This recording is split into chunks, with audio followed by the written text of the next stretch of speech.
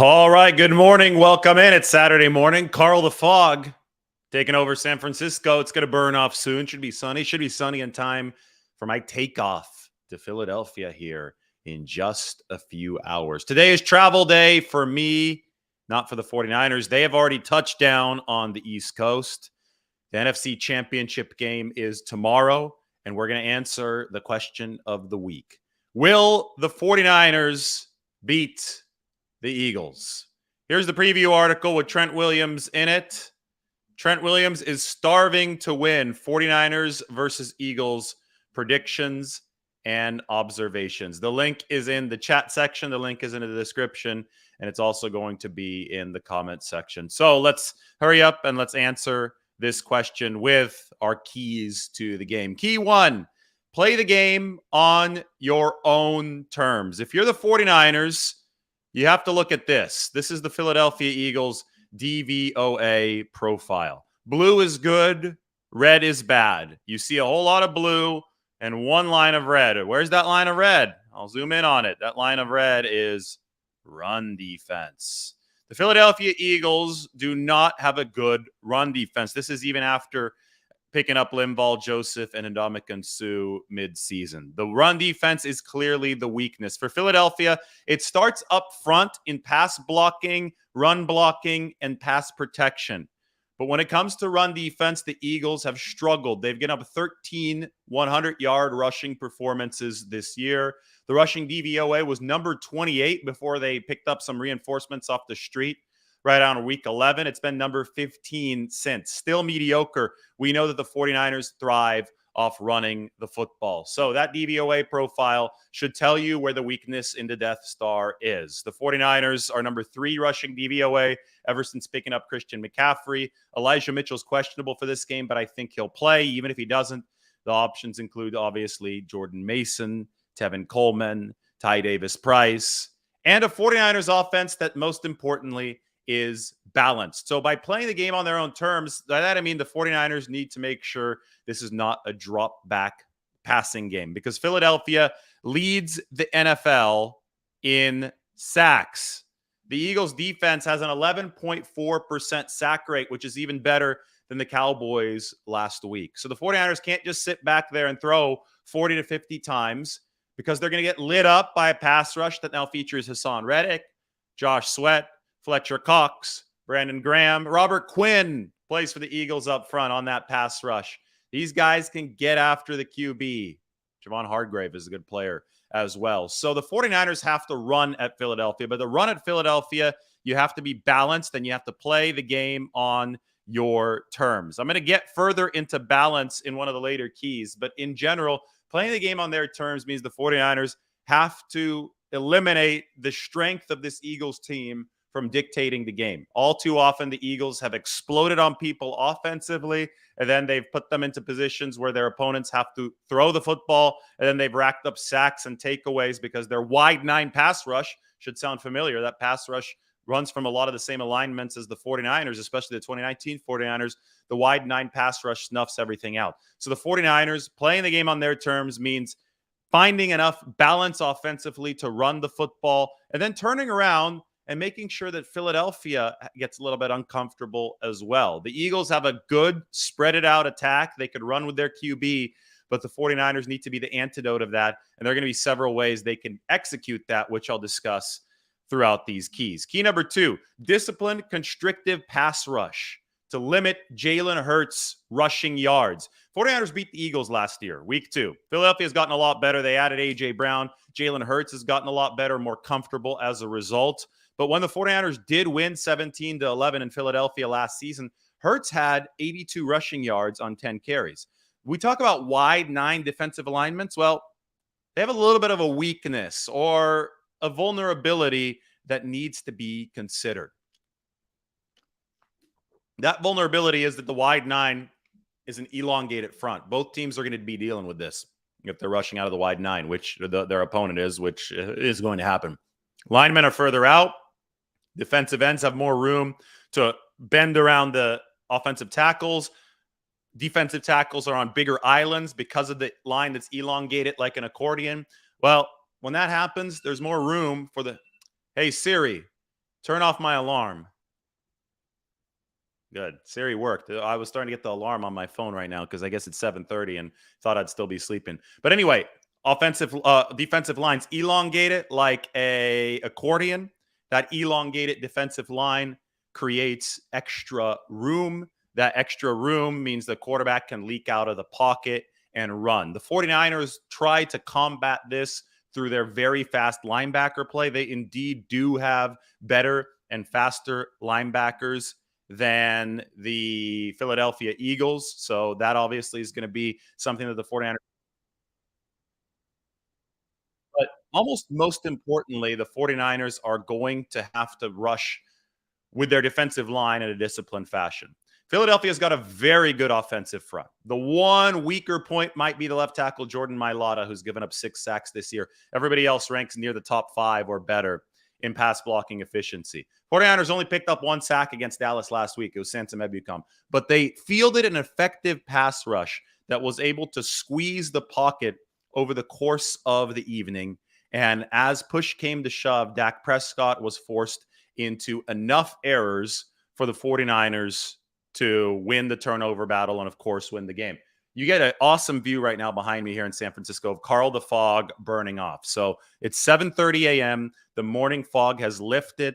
We're getting ready for 49ers Eagles NFC Championship. I didn't plan that out, but I think it's super cool that those of you who aren't in San Francisco get to experience one of the neatest dynamics of the city. You get to experience the fog burning off. Look at that.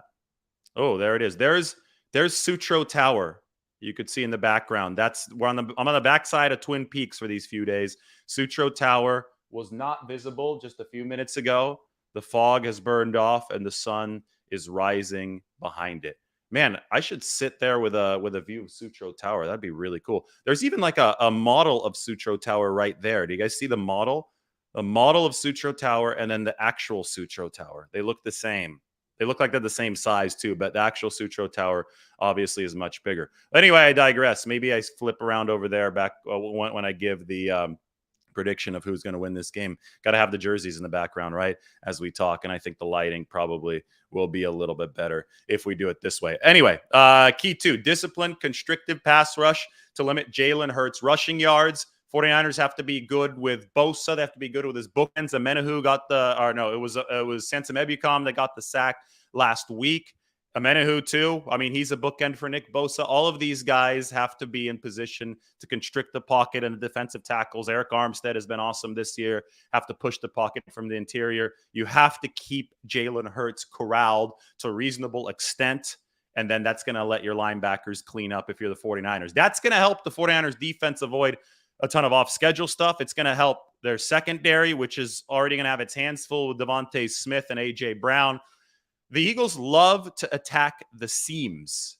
Jalen Hurts has been awesome attacking the seams this year. He's top 3 quarterback attacking the seams. So the 49ers defense has been one of the best Ds in the league guarding the seams because Fred Warner is an alien.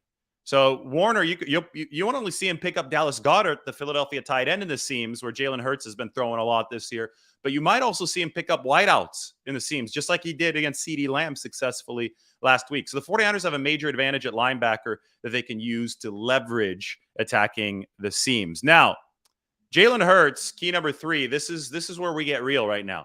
Everybody's talking about Brock Purdy not having been here before. Jalen Hurts hasn't been here before. The last time Jalen Hurts played in a game this big, he was benched at Alabama, the national championship game at Alabama. He's benched, and Tua Tagovailoa came in and cleaned up the mess. So Jalen Hurts has a whole lot to prove that he can port regular season efficiency into postseason big-time success against a team as good as the San Francisco 49ers, which has won 12 straight games, and by the advanced metrics is better than the Philadelphia Eagles. The 49ers, since picking up McCaffrey, are number 1 offense, number 1 defense, number 4 special teams. So why isn't the national media talking about the pressure that's on Jalen Hurts? Speaking of pressure on Jalen Hurts under pressure this year, 43.9% completion rate and only 5.3 yards per attempt. Those are the 4th worst clips in the NFL. So if the 49ers can execute key 2 with a disciplined, constrictive pass rush, they can get to key 3 and expose key 3 like this. Hurts hasn't been good when structure around him has broken down. So, I mean, we say this so often, but it's true. These games are going to be won and lost up front. Philly's got a great O-line. 49ers have a good D-line. Can the 49ers scrap and claw their way to enough pressure to beat that Philadelphia defensive line? That's probably going to answer so much of what happens in this game. Now, other side of the ball, 49ers offensive balance. I talked about this earlier, but they have so many weapons. And they have their best pass blocking of the Shanahan era. They overcame a very good, balanced Dallas defense last week.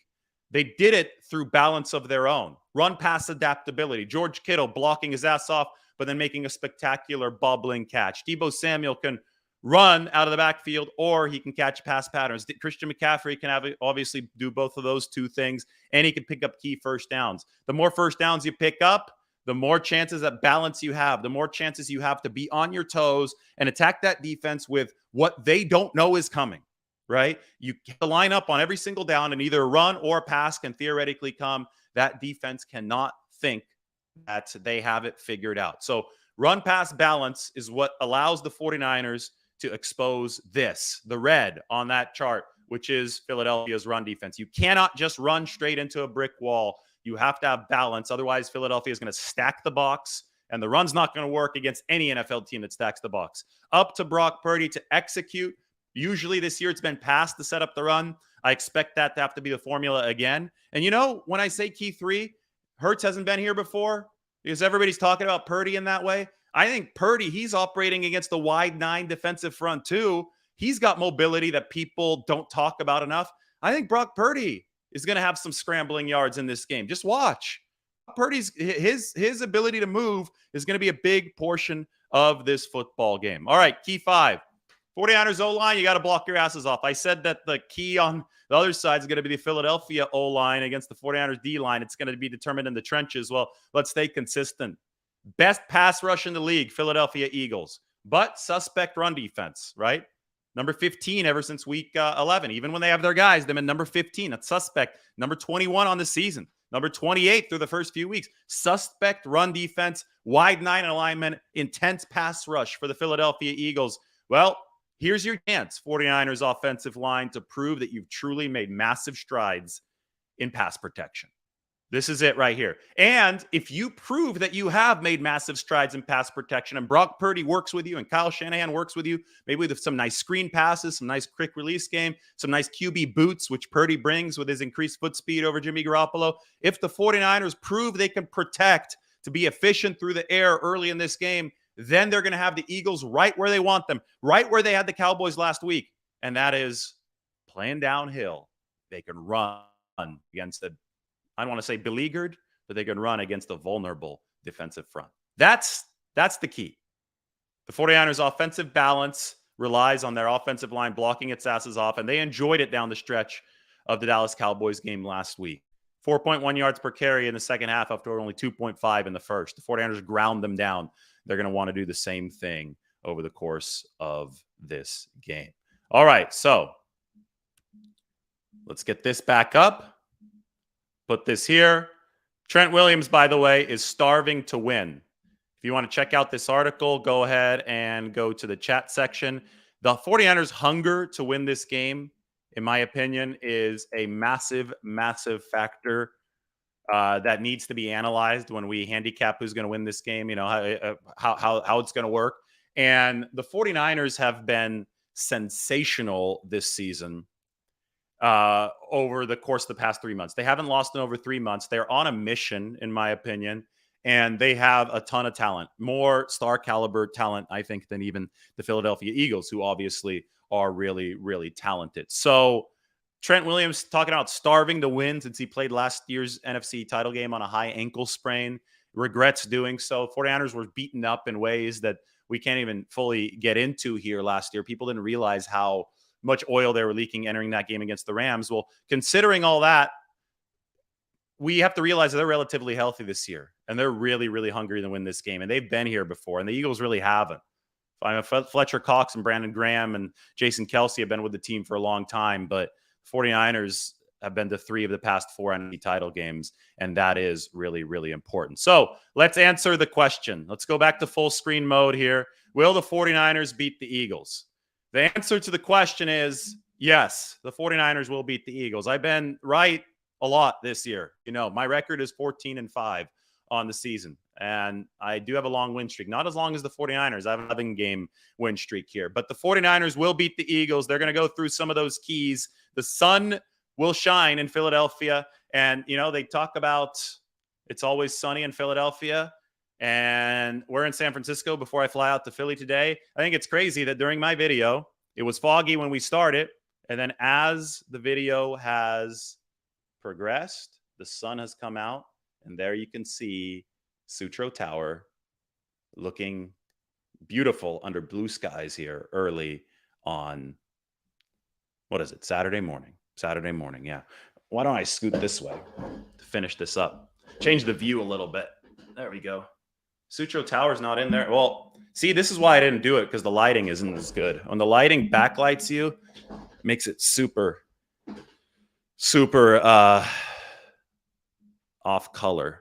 But now we're getting a ton of backlight because that sunrise really is beautiful. Anyway, the yes on my screen, for those of you just joining, that's the answer to the question. Will the 49ers beat the Eagles? Go ahead and check it out. Article's right there. Prediction coming soon. Either subscribe to The Athletic through this article and also go ahead and check out the massive feature on Kyle Shanahan that I wrote yesterday, or tune in a little bit later and obviously subscribe to this channel for my actual score prediction. I think you'll like it. So 49ers, Eagles coming up. I'm flying out to Philly today, but the content will keep rolling. Everybody take care.